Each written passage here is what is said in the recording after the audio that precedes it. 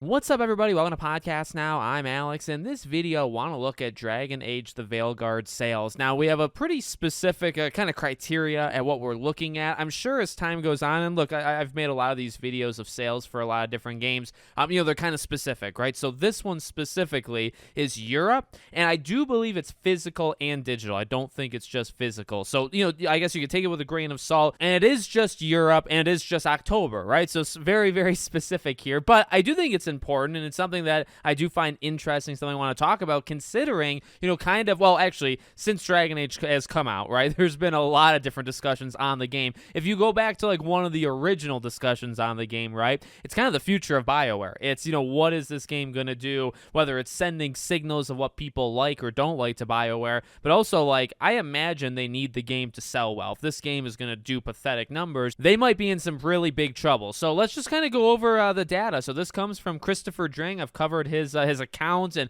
some of the sales figures he's talked about, mainly with Astrobot, actually, if you watch those videos. So I've done that before, and he talks about COD. I kind of want to skip that part. Specifically, his final tweet in this whatever you call it on this website nowadays. Dragon Age Veilguard had a relatively soft launch compared with other RPGs this year. Sales are 18% behind Dragon's Dogma 2 and 21% below Final Fantasy VII Rebirth. Now, because of the criteria, what's interesting about this, right, is you could say, okay, well, it's an exaggeration, right? Because it's one day. I mean, if you really think about it, right, it came out on Halloween, so it came out the final day of October. But the way he compares it to other games, I imagine, and again, this is why I maybe take it with a grain of salt, I imagine he's looking at day one. Day one in Europe, what did it do compared to day one with these other games? Now, that doesn't necessarily mean day two, it sticks with that trend, and day three, it sticks with that trend. And also, he picks two pretty interesting comparisons. I do definitely want to talk about them,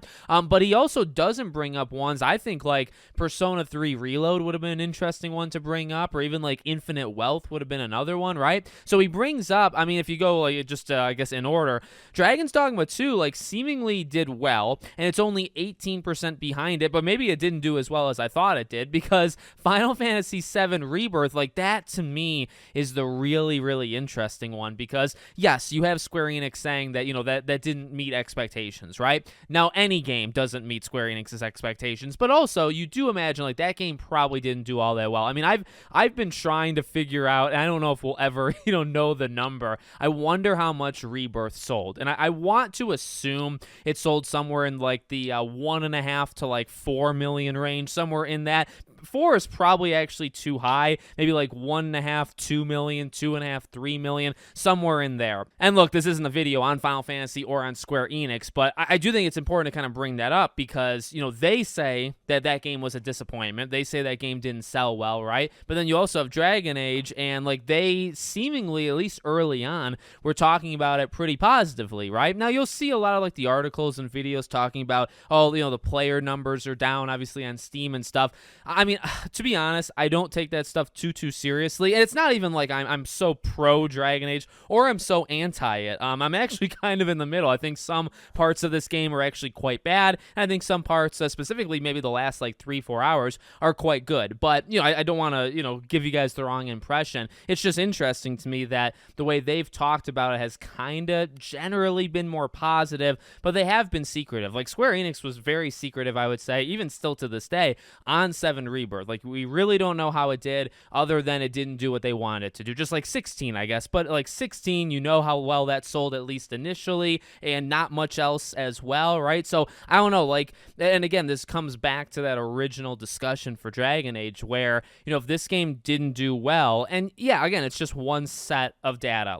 He normally reports on physical sales, so, and maybe I'm missing something. I swear, at least the articles I was reading, analyzing his tweets, just like I'm doing, said it was both. Said it was digital and physical. If it's only physical and it's down, I mean, again, you can cherry pick and all this stuff, but it still is what it is. If he's comparing just physical copies, okay, well, you can say, well, Alex, it does more digitally than physically. He's still comparing those copies to other RPGs that came out this year, and not RPGs that lit the freaking world on fire. Now, did any RPG really do that this year? Infinite Wealth did pretty good, but we don't know how spectacularly well it did. Persona 3, same thing. Persona 3, what, did $1 million in a week, right? Infinite Wealth did $1 million. I forget if it was like a day or a week. I'm sure those games have done well, maybe 2, 3, 4 million. It hasn't done 10. It hasn't done 15. And, again, though, I don't know if Dragon Age needs to do that, right? Does Dragon Age need 5, 6, 7 million to break even? Does it need 10 million to break even or, start to make money?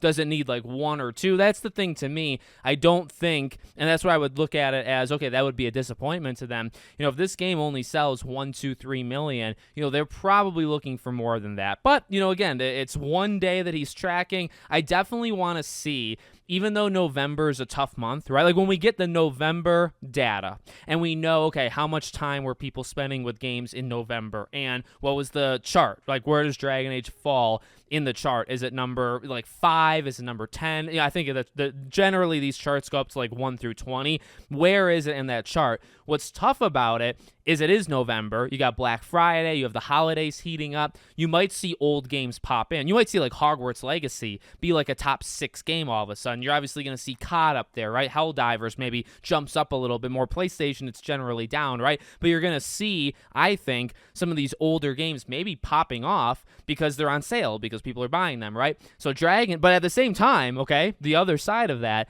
Dragon Age had one day in October. The rest of it's in November, so it should be high. It should be pretty up there, right? Because it's really beyond the first day of sales. The entire rest of the sales up till this point is in this month, is in November. So if it's not even in the top 20, or if it's number 17 down, or something like that, then yeah, I think you can start to look at it more and more and say, okay, maybe something happened, to that. And again, I don't want to get too much into my personal thought. I've made videos on my personal thoughts if you want those, but I kind of just want to talk about the data that we have limited amounts of, but still, I find it interesting. So I don't know. I mean, based off him, he literally says underwhelming, right? It's not selling all that amazing, and he compares it to at least one of those 2 games where the publisher said that it didn't meet expectations. Now, again, Square Enix's expectations might be different than EA's. Maybe EA's is more realistic. That's also kind of funny, though, because I don't think it really is. I feel like EA's also would be unrealistic, if anything. So